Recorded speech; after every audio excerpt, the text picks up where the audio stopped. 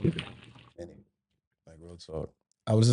My boy was telling me yesterday, like, yo, bro, you don't realize how like how much you've been doing, bro. Yeah, because he tells me that I inspire him a lot. I'm like, but he was just showing me music, and then he was like, damn, that was almost 10 years ago. My first mixtape. I think it's 10 years ago, 2014, right? 2015. Yeah. So coming up on almost a decade, yeah. That's crazy, right? And then it literally took. I always thought it was like, damn, is it gonna take 10 years? Because most people say it takes 10 years for the start, man like, hours ball to start. Yeah. So like technically, if you asked me 10 years ago, this is pretty good so far. Like, you know, I mean, I would say so. You are getting up there in popularity, like solidified. Like it's not like how at first when most people were being introduced to you, it was like, oh, he was a barber, party promoter, and then he loves doing music. Now it's like, no, nigga, you're a legit artist. Like, my nigga, like you was in DR getting interviewed. Like I was man proud of you. You know what I'm saying? And I told you that. Like, and it was like, it's crazy to see. Yeah, to find a way to get that done is like almost like a labyrinth, like a maze, like because it's not that hard now that I know, but before it's like, yo, everybody's like, yo, go to DR, and like, and you probably get popping over there, you probably get famous if you go to DR, but I'm like, yeah, but how? Like, how do you just? You probably would have to live over there and shit for like at least like a year or 6 months, 8 months. Yeah, but that still wouldn't show me like who like a media tour guide is. Get it? Yeah. So then I bumped into one by mistake. Yeah. I was with TV Guns, about to record my song with him, and then I just got cool with a videographer there, and I still didn't know what a media tour is. So then he went back to DR because he was only here for like, he finally got his visa. He used to be Flow 28 manager. Okay. So then he's in DR and he's doing like a lot of like content, like freestyle videos that he just started that show. And I'm like, oh shit, when I go to DR, I want to do that shit because it looks cool. And I told him. So then I went to DR to work with TV. So then I actually went to work with the other guy. And then he was on the phone like talking about something like about a video and like interviews and stuff like that. And I'm like, oh, what's that? He's like, oh, this is that. And he's like, oh, I'm like, how much is it? Nigga said $300. I was like, bro. Bet. Say that. He's like 1,000. I was like, nigga, I do 3. He took advantage of the opportunity, bro. Hell yeah. I was like, yo, as soon as I drop my album, that all comes from putting in the work and being ready. It's like they say, but what is that Kevin Durant quote? No, it's luck is preparation plus opportunity, bro. No, that's. I thought you was gonna say if you stay ready, you don't have to get ready. True. That too. True. That too. Yo, shout out to TB real quick because Brigante was here and she said that she worked with him as well. So that means that guy is definitely like put it in work. So shout out to him. Yeah, like for real. People don't realize that he's pretty much been one of the most consistent guys since like, I think he got lit in like 2015 of a trap song. And then he's been writing almost every wave and started his own waves and went I met him with See, he was writing for Kiko. Yeah, because my man Kiko, shout out to him. That my man's never came back from that one. You know why, right? No, put me on. Because he started acting up and like feeling entitled, and then TV Guns were like, bro, I'm going to stop writing for you and I'm going to stop managing you. It's the usual story with artists. And then he never did it again. But it was too late. Yeah. But TV Guns, I appreciate him. He's one of the most talented artists in DR. That nigga, and he don't even feel like he's an artist from DR. I always thought he was from here that went over there to get lit because he's flow, his swag, everything. Yeah, he got a New York swag. So yeah. He's ahead of his time, definitely. Copy. Well, hopefully y'all continue working together, you know? That's he produces? Relationship. Nah, he doesn't. But I guess producing could also be like when you have ideas. I feel like he has ideas for everything. Because I saw him in the studio. He'd be like, yo, take this beat off, yo, do a breakdown right here, add the hook right here. But he might not physically touch like the keys. Yeah, that's how you really produce, though. Yeah, there's beat making. And I disagree. Exactly. There's beat making, and then there's producing. Exactly. You know, if he's out of his bag, and I need him to get in his bag, and I know how to get him there, I'm producing that record. Like sometimes you might have better ideas than the engineer. The producer. The Earth Gotti method type shit. There was no, he actually made beats, so yeah. But Diddy don't make beats. But he's a producer. However, Diddy. I was thinking Diddy, and I was also thinking of that show, Empire. The first scene of that show in the first episode, it was that the singer wasn't like sad enough, so the main character was like, "Yo, think about your brother that just passed," and then she started crying. He was like, "Now you sing." and then she bodied it. So it was like little things like that. And then there's executive producer too, which helps you with ideas, just the overall. Yeah. Let me ask you this as an artist, right? Because I've previously heard that, let's say, us three are in the studio or whatnot. However, she pays for the session. Whatever comes out of the session, she owns because she paid for the studio time. Is that really a thing? If she really wants to claim that, yes. Yeah, and it would be because every business contract is different. Yeah, but that you could be considered an investor. An investor. You could be considered an executive producer. You could be DJ Khaled. You could be considered DJ Khaled. You own the record. DJ Khaled, but he brings the people together. He's involved with the beat making. He's involved with. And he pays for the studio. So therefore, he clears the samples. Yeah. He takes private flights to over there, to over there. Like this point, I don't even think he pays for studio time. I think he owns the studio at this point. I mean, he owns it at this point. I mean, sometimes he goes to like another person's city to like record. Bueno, I want to give you a proper intro. For everybody that's watching, I have somebody that is very, very special to me. When I first got on this podcast and I first started interviewing people, which is why it took so long to get you on here. I have somebody here that I had to interview people first to get good at interviews in order to interview you. I know he would have been my first interview, but I wanted to pay you the respect of at least having a few interviews under my belt. 6.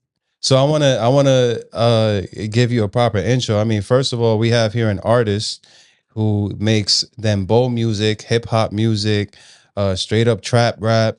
I've also seen you play around with some R&B records as well. A label owner, which we never spoke about, but I peeped it. A fashion designer, a party promoter, and I want to consider you one of the faces of Yonkers at this point, bro. Because when people think of Yonkers, you're one of the people that. I see Yonkers. I see you on the algorithm, man. There's a Yonkers supports. Yonkers has been putting in a lot of work. And I mean, outside of the obvious Mary J, outside of the Logs, DMX, but Foreign's one of the people that people think about when they think of Yonkers. And I brought you on the Dyckman podcast. Not only is this my platform, you've been putting in a lot of work on Dyckman. Shots. A lot of people. I'm Dyckman, and I can say that on camera and not feel nervous about it. They come to Dyckman to see you, bro. And you really are out here and in the movement, in the flow of things, and are considering what's going around in Dyckman. And you've also been a good friend of mine for over a decade. So, ladies and gentlemen, I want to welcome Forign to the pod. Please, round of applause, please. My brother. Thank you for that. Let me show you how we got here. I'm gonna be completely honest. I had a page of notes and I didn't bring it, but I know this man so well. I could just talk to him for hours. So we'll see how this goes. I don't really need a notepad. And put this over here. I thought you were gonna say how we got here, how our friendship started. And because I want to talk about your beginnings. I want to talk about our beginnings. I want to talk about everything. I mean, honestly, you could be here for 3 episodes, but I want to talk about pretty much everything. So let's start with you before we get to how we met. I know you were born in DR. Yeah, I was born in DR. Which city? Originally I'm from Wale, but I was also raised in. Shout outs to Wale. Wale. Every dembow artist is shouts us out every time. Hell yeah. Because they know what it is. It's like shouting out like Dyckman or like Compton, like, you know, or like Atlanta. Like, it's one of the cities over there. Copy. That should be happening. But yeah, I was born in Wale. Not Wale, but like I'm from Wale. And then Villamella. Okay. So when did you? So basically when somebody would get killed or some crazy shit would happen in Wale, they'd be like, my mom would call, like, yo, llámalo para Villamella. And then when Villamella, when it got hot, send him back to Wale, like basically back and forth. So I would have spent like 2 years over here, 2 years over there, back and forth. So how long were you in DR for? Until I was 11. Oh shit, so you was like really out there. Yeah, like I really. You came here like at 8 or something like that. Nah. My brother was 9. I was 8. I mean, I was 11. So it's almost like the perfect balance because I was there in long enough to actually know how it feels to be from there. Yeah.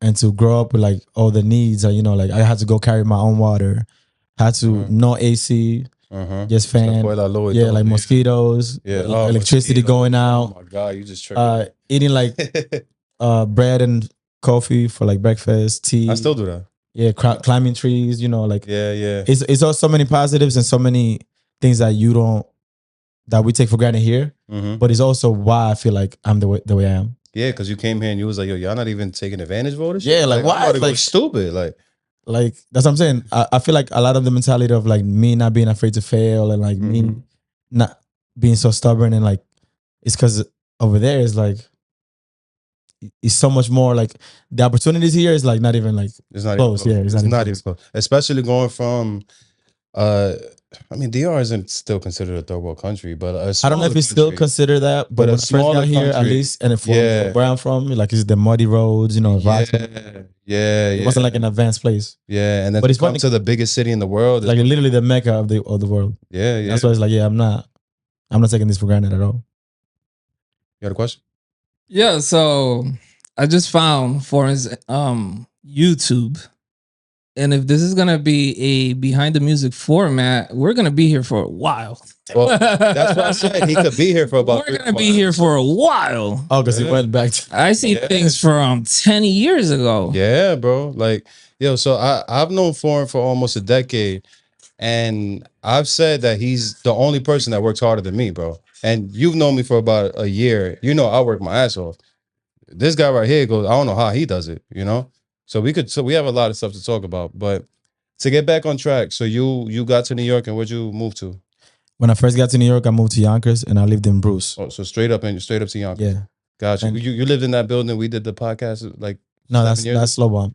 Got you. That's where DMX shot where the hood at. If you look at that video. Yeah. I remember that.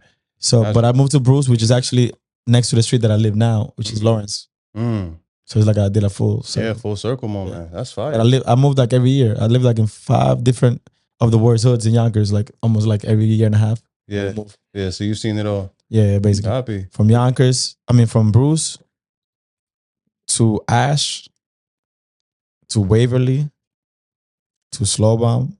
Then I moved to Elliott. Then I moved to like something Broadway, I forgot. Oh, but Van Colin Park. There's one in Yonkers, like Van Colin Park. And then I moved to like Lawrence. Yo, shout outs to Wild. Shout out to every hood. Shout outs to Wild. I see them in the algorithm, man. Tan activo la gente ahí de Yonkers. Facts. Nah, Yonkers, we're known to having a black cloud, especially with like music. Really? Yeah, because think about who came out after like Jadakiss and DMX and the Locks. I mean, but y'all got some goats though. I got some goats. Yeah, but who really came out after that? Bro, who came out of the Heights? Mims, right? Yeah, Mims. Shout outs to Mims. Don't do that. No. Mims is a legend, bro. Like he's from the Heights, all right? He's a legend. What do you mean, guys? No, he's not. Yo, Mims I wish a legend. Right now, if I could get some 2 hits like Mims. Ese tigre es leyenda. 2 hits. Yeah, this is why I'm hot. I think it was just one. And then he did one that was slow motion. What was the other song? I think it was just This Is Why I'm Hot, bro. I don't recall. I probably got more hits than Mims. Like, I don't know what y'all talking about. He had 2 songs. Yeah. All right. Anyways, this ain't about Mims. This is about you. Wait, so the Heights really hasn't had? Yo, Mims. Nah, the Heights. We got rappers. Shimmy Shu, right? No, we got he's from Dyckman. That's what I'm saying. We got rappers. Who? Lito Quirino. Did you say? It's just they all. What? I'll show you him. But it's just that we all Spanish rappers. There's no like nobody in hip hop that really came out of the Heights. It's all Dominican trap or dembow or bachata. That's making it. Nobody. No, that is making it. Well, I guess. Yonkers probably had one rapper. I think his name is Futuro. I don't know if you ever heard of him. Futuro in Spanish. No, I never. He makes rap. It's like Future, and he lives in Chile right now. Well, I know from the scene that I've been around, maybe in my era, my generation, if you outside, you know people from Yonkers. Oh yeah. You know, maybe not the mainstream, but you know who really makes it there. Anyways, how did you start making music? And was that your first like hustle from all the hustles that you do have? I feel like the first thing that I noticed that I was really good at was drawing. So when I was a kid, I used to draw like Dragon Ball Z. Like I started out tracing them, like the characters. Then I started like actually drawing them from like my imagination. Yeah, I didn't know that you were good at drawing until like a few years after I met you. I think you should put that out there, bro. Nah, I definitely use it when I can. Like sometimes I like sketch out my album covers. Yeah. Like if I have an idea for something, I could draw it out. Yeah. Or even like merch and stuff like that. Did you do that? Yeah, I sketched this out, but then I pay somebody that's gonna actually take the whole time to actually like, you know, bring to make it to their level. But I showed them my idea. Yeah, nice. And so when did you start making music? So I think when I was 12, I started writing because I noticed that it was like a way to like express yourself. So I used to write just because naturally I'm to myself. So I started writing as a way to like naturally into yourself. Like naturally, originally I'm shy. Like I don't really reserved, I guess. Yeah, you believe him? Naturally, yeah. and you could tell because sometimes, like even now, no, I believe him because I know him. I believe him because I know him. But there's days that I like 2 days I don't want to talk to nobody. Yeah. Like I just go in my house and I'm cool and just watching TV, documentaries, I'm cut off from interviews. The world. Yeah, I do this because I realize that if I want to be the greatest artist, then I have to be outgoing. I have to be in the limelight and be okay with it too. So I'm finding a way to be public, but still private. But I started writing when I was 12. Then I think. Were you writing in English or Spanish? In Spanish. Fire. My first song was like, Atrévete, quédate, pégate. You still remember that? Que la noche larga. That's crazy. Something like that. And the first song I ever wrote to was "It's My Time" by Fabulous. Oh, to that beat? Yeah. I didn't even have a beat, so I don't remember what I wrote, but I remember that was the first time. Okay. So then, I think when I first started recording, I had a computer and I had a webcam.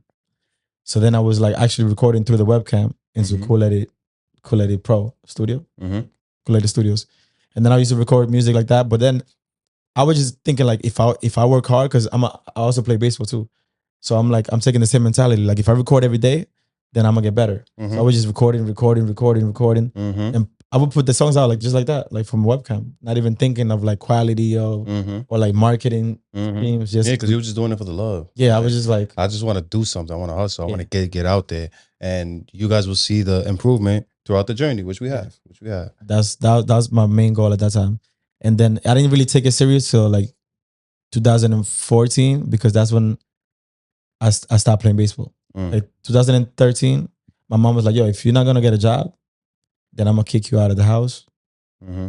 Like she was trying to bribe me. They all say that, yeah. And I was like, "All right, so I'm gonna go get a job and I'm gonna move." So because you're not gonna tell me like, quick, I'm scared. Like, quick question: what position you played in baseball? I used to play shortstop.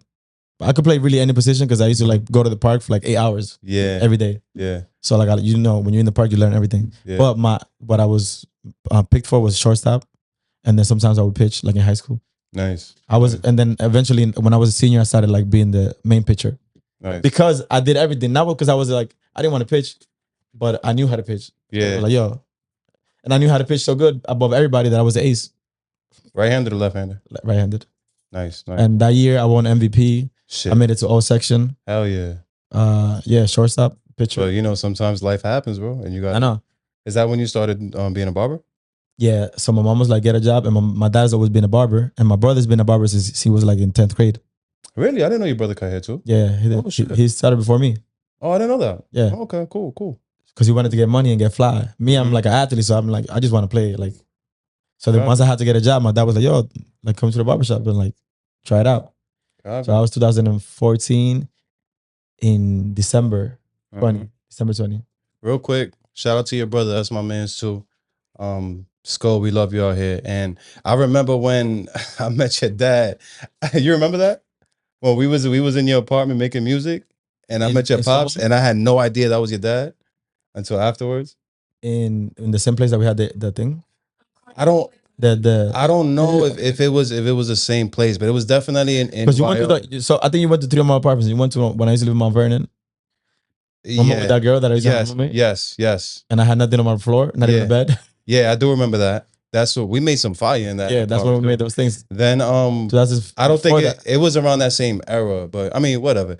I met his dad. His dad came through with like a hoodie, was drinking, and he was just mad cool. Yeah, like he gave me like uncle vibes. And yeah, and then he left, and he was like, "Yo, that's my pops." I was like, "What? Like your dad is mad cool, bro." Like, yeah, like that's one thing about I see it, My dad was born in 69, so I think he's probably like 53 or something like that. Copy. Yo, he had me when he was 22. He had me. Because my dad is he was born in 65. I'm not saying my dad ain't cool. That's not what I'm saying. But we just don't have that relationship like they have. Like they was really like homies. Me and my dad is like you catch us on the right time, we homies. But you know, yo, what song y'all made together? a few.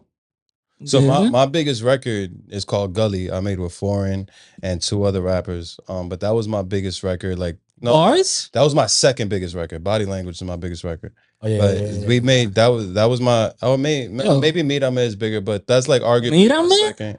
You know about this ones? Nah, he don't know about my music career. He gassing it. Like no, he just don't know about my music career. No, he's like Mirame. Yeah. So it's I like he knew. I was like, it's like, oh shit. Nah, it's like a running thing on this pod that I had a whole life. It's the sixth god, bro. And he knows nothing. So when I bring it up, he'd be like, "Yo," and I'm like, "Yeah, don't worry about it." Yo, can we get a sample?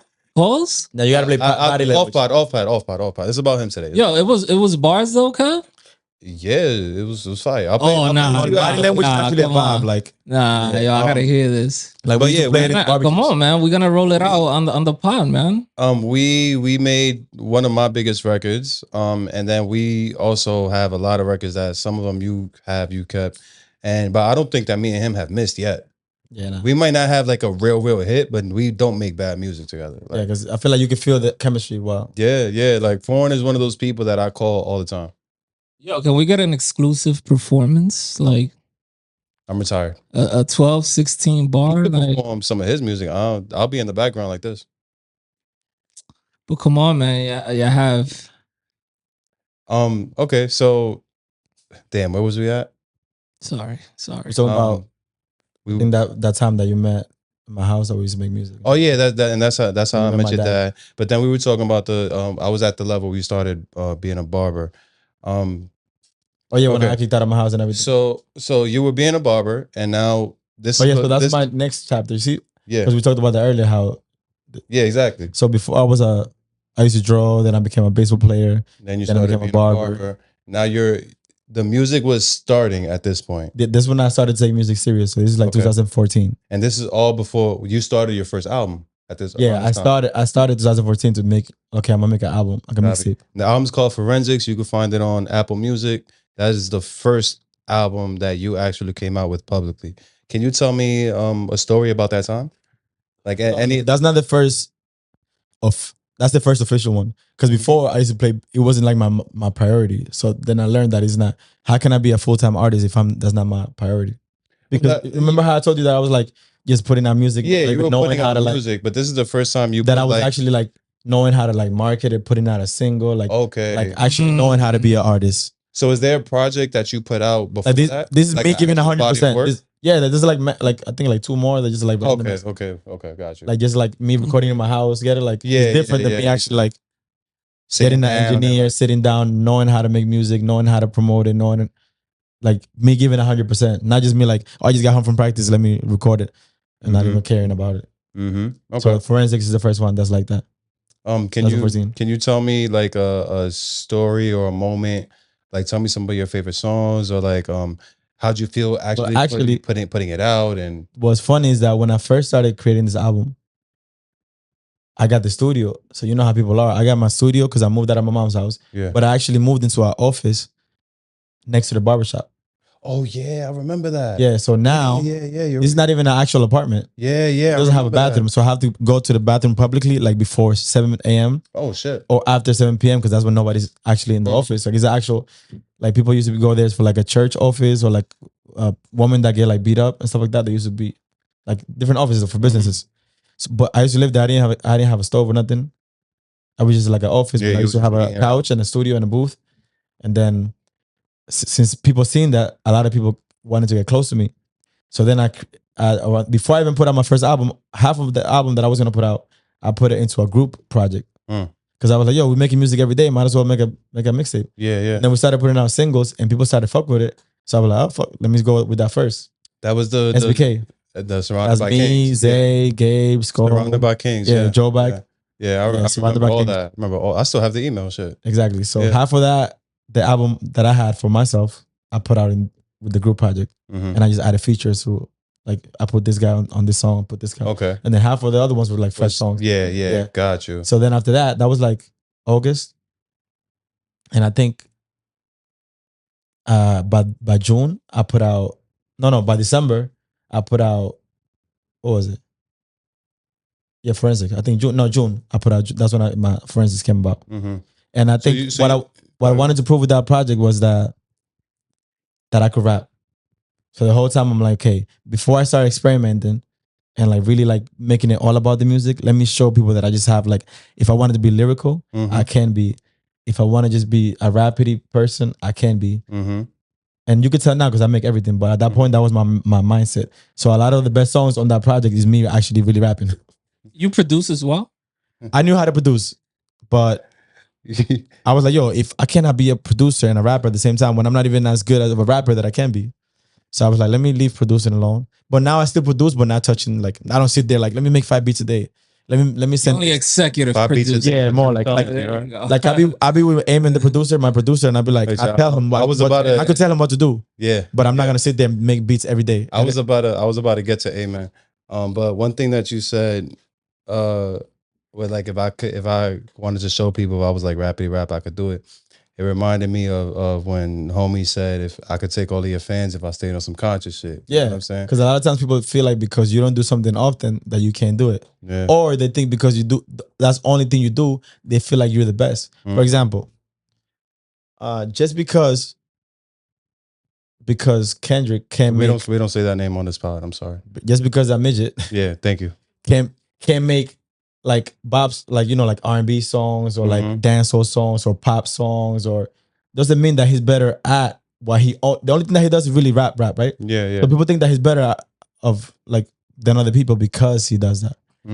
But just because you do that doesn't mean that you're better. Just because you mentioned some shit that we never heard. Like Drake might give you 5 rap songs in an album and then give you like a little bit of everything, but he's still better than you at rapping. Yeah, because if I get down to it, I'm gonna get down to it. But you get blindsided because somebody raps all the time and that's the only thing you do. People think that you're better than. And because you have a saxophone and you change your voice a lot, people think that you're, oh my god. Actually, like, when I'm actually over here smoking your boots. Oh my god. Exactly. But but beauty's in the eye of the beholder. Yeah, but some people are blind. But also the time doesn't lie, or the effect that you have on the culture doesn't lie. And people like to pretend that like if the goal of a song is for as many people to like it as possible, right?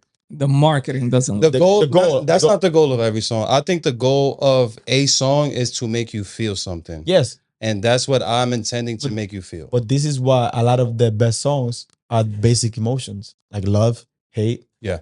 Yes, yeah. I agree. Like, like certain things that we feel every day. That's what the best songs. But usually those are the most successful songs. Yeah. I longer lifespan. But they're just, I would say the reason I said what I said is because there are certain songs that are just blatantly made to appeal to an algorithm. So that's why I said what I said. But we did bring up the boy, and you met him. Can you tell me about that time? Yeah, was the first time I met him was when I went to. Wait, it's 2 things. My bad. It's 2 things. I want to know about the time you met him, and also about the time that he sent you the signed cover of the album, and how he signed it. He signed it right there. Oh, that was the day that you. I went to Best Buy. Oh, that is Take Care. Fire. So I want to hear about that and how that motivated you, because he only told you 2 things: keep working, and this motherfucker did not stop working. So I know that motivated you. And I already had that, but it was more like a battery on your back. Yeah. Like, so tell me about that moment. So he was rapping "Take Care," which is like most people say that's his best album. And then I went to Best Buy. I think it was I think it was Harlem, or if it wasn't Harlem, it was downtown. I think it was the one in 14th Street. Yeah. One that you have to go up like up the escalator. Yeah. Okay, that one. So we was there from like 11 p.m. to like 10 a.m. or something like that. Whenever it opened. And then out of nowhere, there was like they let people like in, and everybody was running. Yeah, and I ended up being like number 8. Man. I was in the back of the line, bro, in front of Union Square. That shit had to be crazy. Yo, back then, I feel like most kids won't even experience that nowadays. They won't. Like we was online waiting for "Take Care," one of the best albums of all time. Like excited because we know this guy is like one of the greatest already. Yeah. Already, we knew he was gonna. They opened the line to like the store. I was like in the back, and I ended up being like number 8 with Tim's on. With Tim's and jeans on. I was in there like. Got up there. I was like number 8, but then some people squeezed in the middle. Of course. And I'm not that kind of confrontational. So whatever. So then we got into the store, and then when I finally got to him, I was like, "Yo, hey, what's up, man? What's your name?" He's like, "Oh, my name is Javi. You kept it cool? I think I wrote something in here. I had a paper in my shirt, and I was like, oh, can you follow me? That's back when my username used to be Happy Chocolate. So I was like, oh, I would appreciate it if you follow me. And he's like, yeah, sure. Leave it. He's like, yeah, sure, man. Leave it right there. He had a box with like, he had a box with like panties, thongs, bras, everything, paint. Wow, that's crazy. And I have my paper and my acne. And he made it seem, he was so cool that he made it seem like he was gonna follow me. I waited for like 3 years. Oh yeah, every day. Nah, he was no. Sorry, I could have told you that. Oh boy, Yeah. Every day. Yeah, But yeah. I was like, oh, what advice would you give to like an upcoming artist? And he was like, oh. And then he remembered, I didn't have to tell him twice. To Javi, keep working. Fire. And after that, I was like, Fire. and I gave him a pound. And when I gave him a pound, because he wasn't giving everybody a pound, but the security was like, you know, they were like ready. Oh yeah, like Yeah. Yeah. shit. you imagine if he would have wrote, "Yo, give it up." I feel like that's why. Like, yo, That's fine. hey, yo, go home, bro. Hey, I'm gonna be here for like the next 15 years. I mean, there's people that are like that. I've heard stories of artists being like that. Imagine he be like, yo, bro, just give it up. I'm gonna be here. For Yeah, like yo, I'm not going nowhere. Yeah, I'm not going nowhere. So Please stop. no. I'm actually try that one day, and I'm gonna experiment to see what that person becomes. You might end up getting a legendary hater. Like, Nah, yo, guys, don't listen to me. Don't listen to me. I'm over here, this my nigga. Like, over here trying to break dreams and shit. Nah, but back to the that's when I first started. Back to the chapters. Yeah. So Right, we that's were when I at- first had the studio. Exactly. It was in the easiest situation, but it didn't affect me because I wanted to like. I'm always like, that's not gonna stop me, and I already told my mom that I'm gonna move out. So this is where I ended up moving out to, like a public office. That's a crazy moment because you moved out of your mom's house into an office, which is right next to the spot that you were making your money at, bro. Like this man just said he was in DR until he was 11, going from hood to hood, bounced around from project to project to project, and I was living in an office, my man. Tigre un hombre de hombre. No, that's a No fact. bulto. That is a fact. But I feel like once you have a certain type of mentality, you don't even like. You don't let it hold you back in the sense of like I wasn't there sad. I was having the time of my life. Those are some of the best times that I had. But you wouldn't think that because of the situation that I'm in. Yeah. But that's only part of the story. The other part is like, damn, I'm living by myself for the first time. I'm like 22 years old. Oh no, 21. Because I moved, 21 years old. No, I'm sure you've had some dark moments in there for sure. Yeah. For sure. But for the most part, like the darkest moment I had was when the landlord he was mad cool because I met him in the barbershop. That's how I got the spot. Some old Puerto Rican guy named Felipe. So he eventually was trying to bribe me. Like he would turn off the heat or turn off the heat in the winter and then, you know, whatever, like playing with the weather. Turn on the weather, the heat in the summer or turn it off in the winter. Or the water so I don't shower, like shut it down, like playing games to me so then he could come and be like, yo, no, so he would wait for me to complain. Yeah. I'm like, yo, there's something wrong with the thing. And after a while I started to figure out because he would ask me for money to fix it. Like, oh yo, I just fixed that. Like, yo, give me some like $10. Oh yo, I just like and damn Felipe. Yeah, and after a while I was like, bro, like I'm not gonna pay you. I know it's you doing it. And you're doing it for that reason. So he started like doing like setting me up basically. And I feel like that's the same thing that people do to like artists when they don't want to comply. 100%. Or like just people in general, they don't want to comply. But this is me seeing it in a smaller scale. I wouldn't say smaller scale because it is detrimental to your life. So no, I'm talking about like I'm not as famous, but it's like, still detrimental to your life. Yeah, definitely. Because then he started telling the owner, like, yo, this guy is doing this, he's bringing this type of people, or he would stage like break-ins, or he was like basically try to make me look bad. So then when my lease is done, he could tell the owner like, yo, get him out of here. So that's what he did. Around December, he broke the door of the studio. Oh my God. And then he tried to say that it was some people in my studio. It was one of your friends. I'm like, no. Yeah, one of your little rapper friends. Yo. He set me up to get kicked out. And that's when I lost that studio. So when Diablo Felipe, what a fucking hater. Hey man, he's what? R.I.P. Felipe. I still love him though. Fucking hater. Yeah, he died. Oh, because oh damn. Oh, I was trying to be respectful, but if he's not here. Felipe, so did promoting come in around this time? Because it sounds to me like you needed another. No, I still wasn't promoting. Okay. Because when I locked in, okay, so I moved out and I was like, yo, I need to get a girlfriend because I'm not gonna be outside. I'm gonna be working on music all the time. So I need a girlfriend. She makes the money. No, I need a just make the art. She makes the money and cooks. Let's fucking go. Shot. Make the art. No, We don't need that, girls. Sometimes we don't need that bailout. Like, that's what it is. No, I'm fucking with you, bro.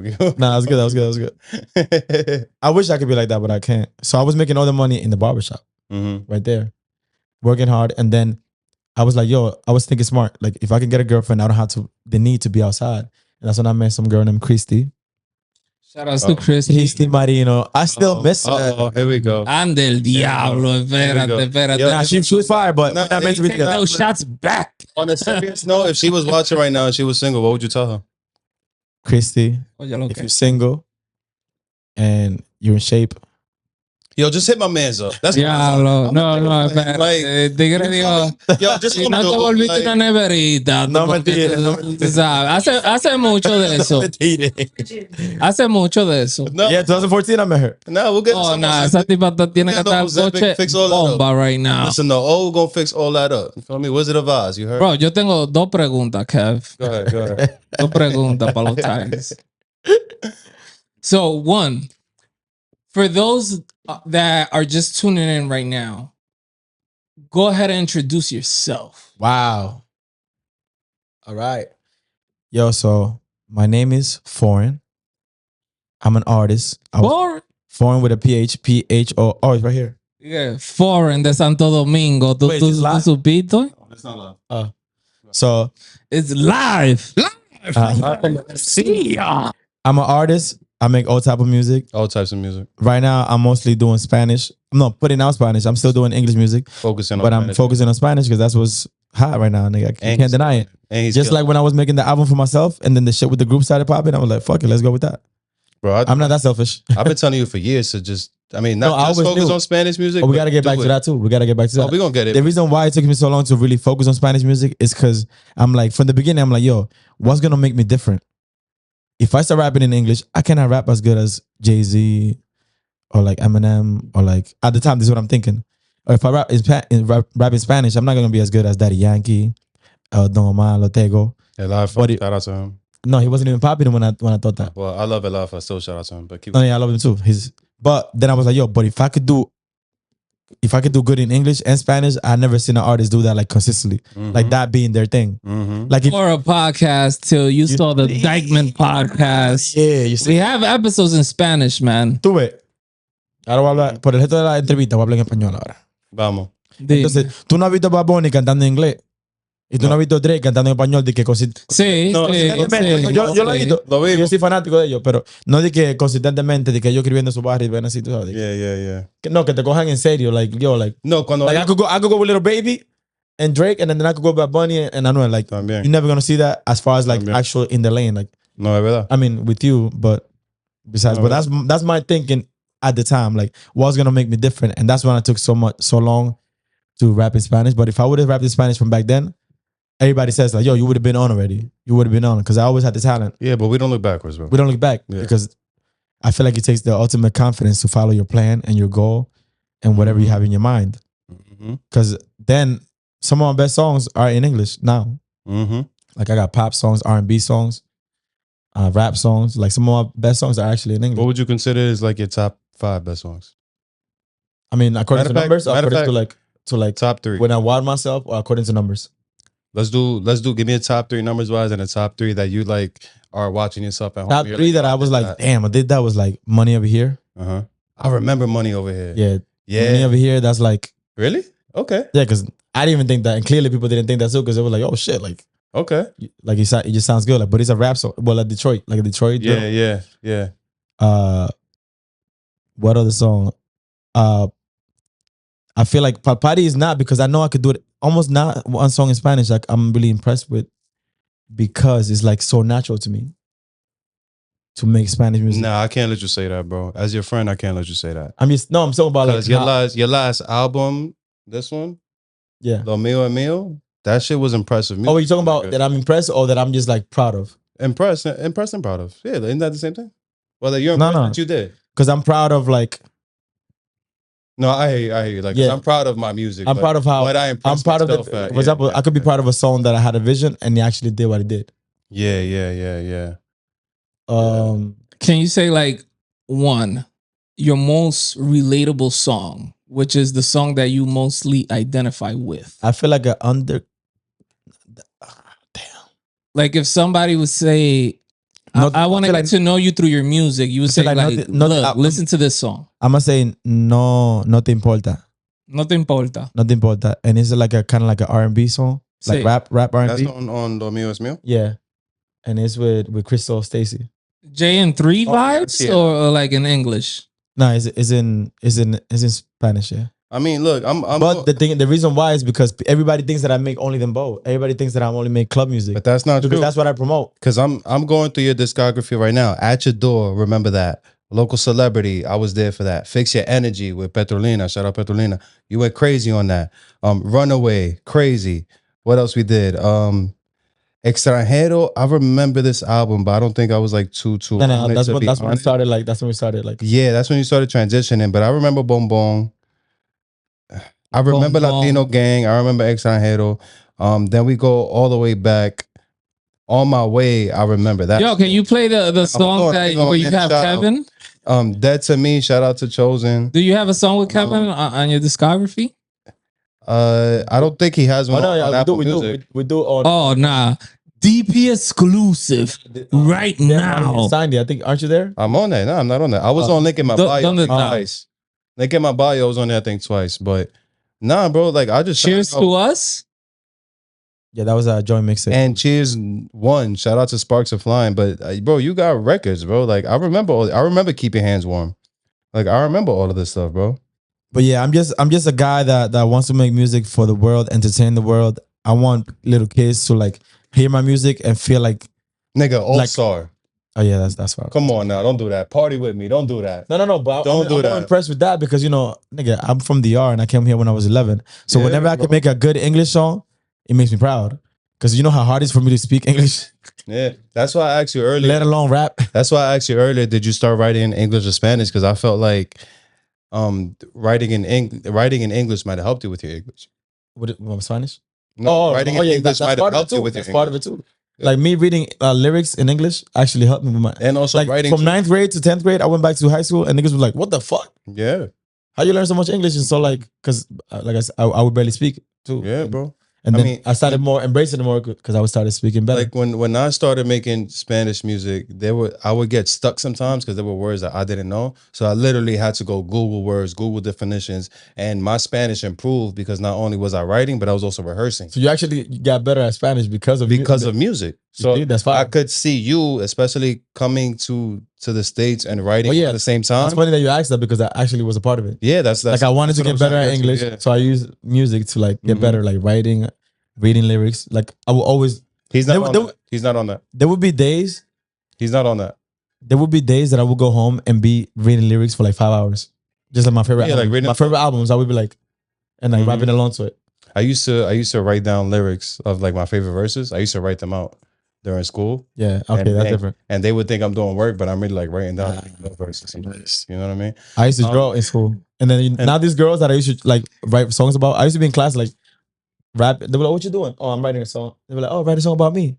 And I would do that. Yeah, I would do that for girls, right? Why not? Yeah. And now these girls are like, they have husbands and stuff like that, but they're hitting me up in DMs like, "Yo, it's crazy how we used to like." You used to write songs about me. Now I see you like doing this and this and that. I'm like, that is crazy. Yeah, and I'm writing songs about other women. Exactly. Not you. Yo, shots. Wait, no, actually, can we take a shot? Oh, let's do it. We need to turn this up. I feel like we've been like really mellow right here. Yeah, all right. Turn this up. Let's get some excitement in here because the people gotta see it. So look. Yeah, bro. Can we wrap this one up and do another take in Spanish? Copy. One last thing before we wrap up. Dale. No, see, ¿quieres up? No, you go just real quick. So one last thing before. Over here, love. I'm sorry. This is No, coge una esquina, tú sabes, una esquina allí. Nadie te está mirando, dale para allá. Coge una cubeta. So one last thing before we. You took a shot? Yeah, I did. I'll take another one if you want. If I take another one, we take another one right now. Shit, see, it's my nigga, bro. I love this nigga. I know. Woo! So yeah, Kevin. I have one serious question. No, yeah. Okay, you keep it going. One last thing before we transition to the next take. I noticed that outside of Cheers to Us, this has been the biggest gap between Lo Mío Mío and El Extranjero, between you releasing music.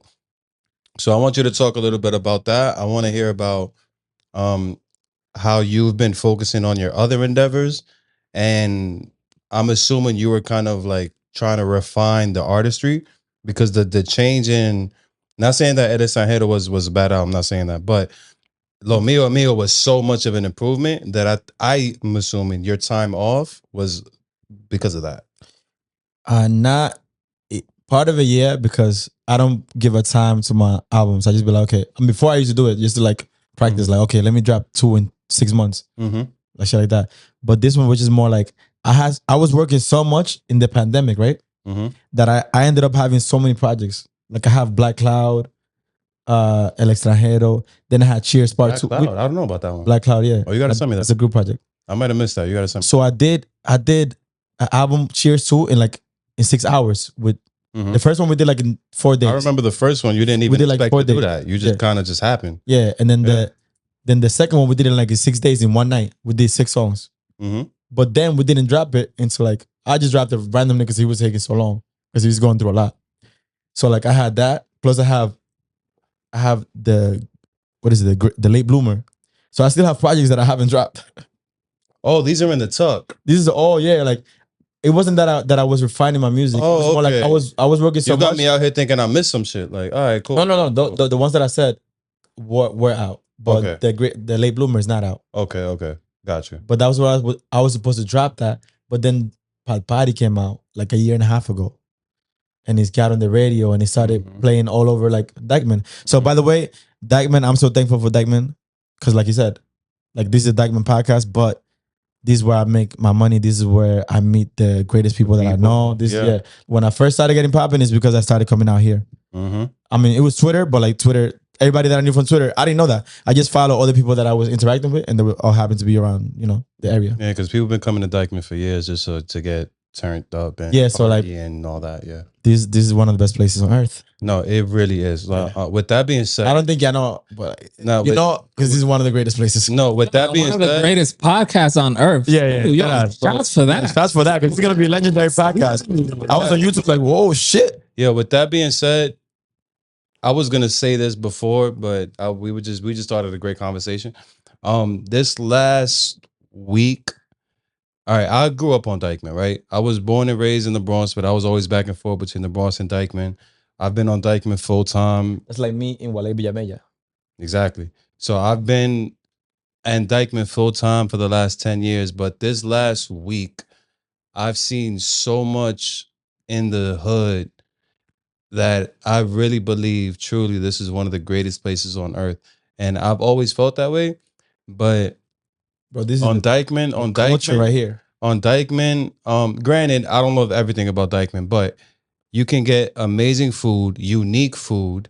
You can last night we had Yailin do a concert, and then right in the middle of the street. Yailin. Yeah, and in the middle of the street, I was in my bed. Yo, shout out to Yailin, because she came for the for a few weeks ago. Yeah, for La Parada. She was here, and now she came through again. So shout out to Yailin, la reina de Diamond. Can I say something about Yailin? Yailin was in the parade, right? And the only person that got mobbed, like back in the day, like people saw her and was like, "Oh my god!" Yeah. Was her out of everybody. And that's at the Dominican parade. No, like the parade was over. Yeah, it was getting out for a little thing, the floaty, and she was getting off her floaty, but she couldn't even get off. Shorty out here like Michael Jackson. Bro, she did ask. I swear to God, I don't know what she's doing, but whatever she's doing. I don't know none of her music, respectfully. Not saying she's not big. I don't know none of her music, but it has nothing to do with the music. My cousin called me. Oh, my cousin called me, and he was like, "Yo, she's doing a concert down the block." I was there, and I was like, "I didn't see you." I didn't see you. I didn't see you. Yeah, I was there. That was the most hectic shit I ever seen. Yeah, yo, bro. And I had to leave. And I was there, and I was like, yo, bro, I'm gonna get out of my bed to go see this shit. But to get back to Dyckman, today, 24 hours later, they had a whole food festival in the same spot. So I'm like, bro, you could go to one. The jerk chicken is official. We're one of the churraco tacos are official. One on almost top, everywhere. And the fried Oreos. On top of that, A1. we're also one of the best places to go in terms of basketball. The Dyckman courts is a legendary basketball thing. The Dyckman courts is known. Yeah. So you could literally go see your favorite basketball player hoop, walk up 2 blocks, get some fire food, see some fire woman. Hey, how you doing? No, see literally fire woman. You know what's crazy? Some fire woman here. And then go see your favorite rapper. Yo, shout out to Jason. 2 days ago, he said the same thing. Well, I mean, me and Jason actually linked up at a bar. We was outside at the same time, but you know when you go to Miami, right? And you go to the main clubs. Never been to Miami. You know? Nah, I'm scared of Miami. You never been there? I'm scared of nigga. You know me, bro. So where have you been? My nigga, you know me. Imagine me in Miami. Tell me this. Imagine me in Miami. That's what I'm saying. Imagine. Bro, you wouldn't be here. I feel like you would stay there. Yeah, I'm gonna get a bartending job. I'm gonna find a shorty que está enamorado de mí, and I'm never coming back.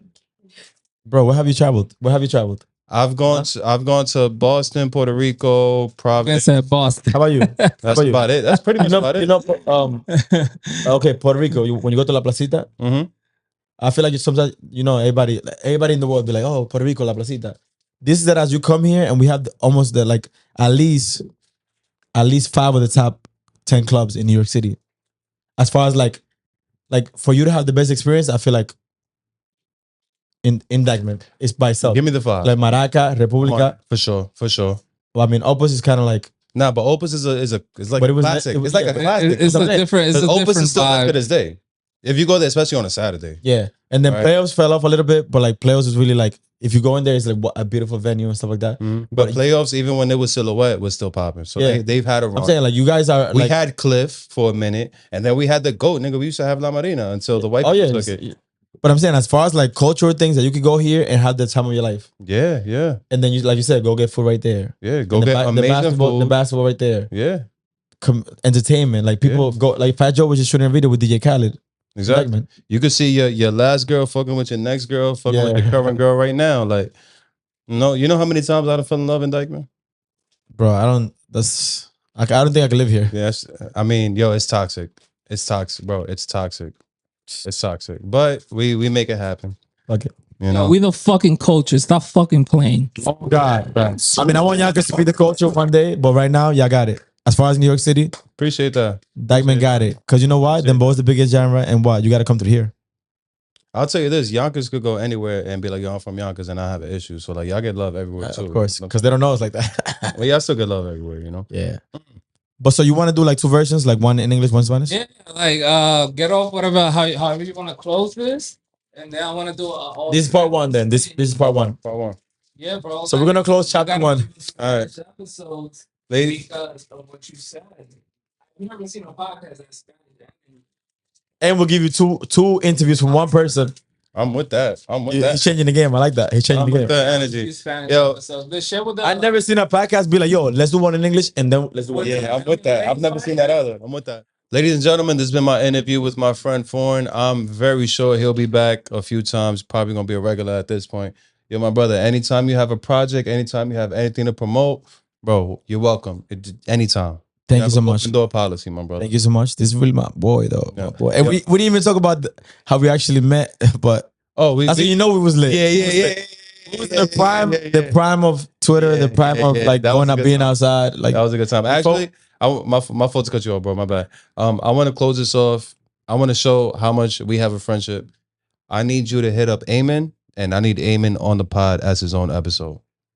Just know that this is when it happened. Who else though? Who else? That episode is gonna happen. Who else? Oh no, she if she wants to come, she can come as well.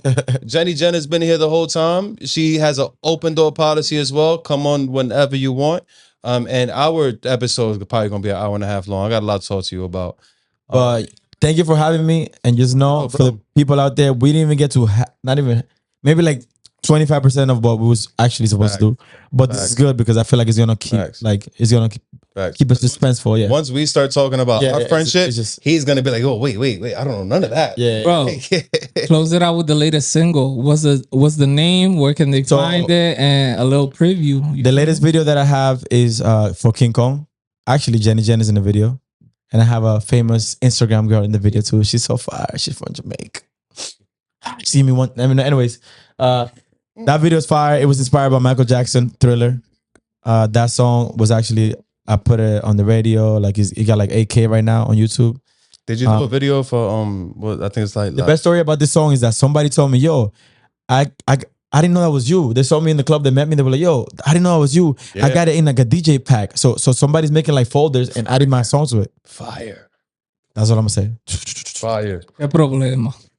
Like I said, Forign, PHOREIGN. Did you everywhere? Did you everywhere? Did you do a video for Dale Boca? I'm about to. Bro, you got to. He said, we're done. Hey. Yes. We're done. We're drinking Henny. Cheers.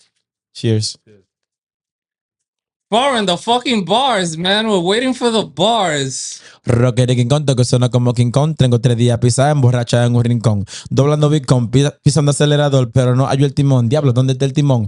Rocker de King Kong, que suena como King Kong. Tengo 3 días pisada emborrachada en un rincón. Hey. Doblando Bitcoin, pisando acelerador, pero no hallo el... Diablo, ¿dónde está el timón? ¿Qué lo quiera? ¿Qué lo quiera? ¿Qué lo quiera? ¿Qué lo quiera? ¿Qué lo quiera? ¿Qué lo quiera? ¿Qué lo quiera? ¿Qué lo quiera? ¿Qué lo quiera? ¿Qué lo quiera? ¿Qué lo quiera? Muchos romos. Dale que lo tomo. Me duele la garganta, tú quedando fuera de tono. Unas gafas de botita escondiendo la ojera. Casi no se ve la gente, diablo que lo quiera. Hoy me levanté con una, se dio cuenta que había otra. Tipo en mi cama y lo hicimos Kama Sutra. Ellas se quedan que sufra, déjala que sufra. Esas son mis reglas, yo no te puedo coger lucha. Invito a una vieja para el estudio para ver si la cojo. Cuando tú tienes tripete nunca queda cojo. Pues si me quita el antojo, me gusta su mojojo. Ella tiene lo que quiero, por eso yo tengo antojo. Lo que en cuanto que suena como... Estoy borracho. Yo, stop fucking playing. From the MC. Déjala que sufra. No me importa nada. Déjala que sufra, yo no te puedo coger. Live from the MC.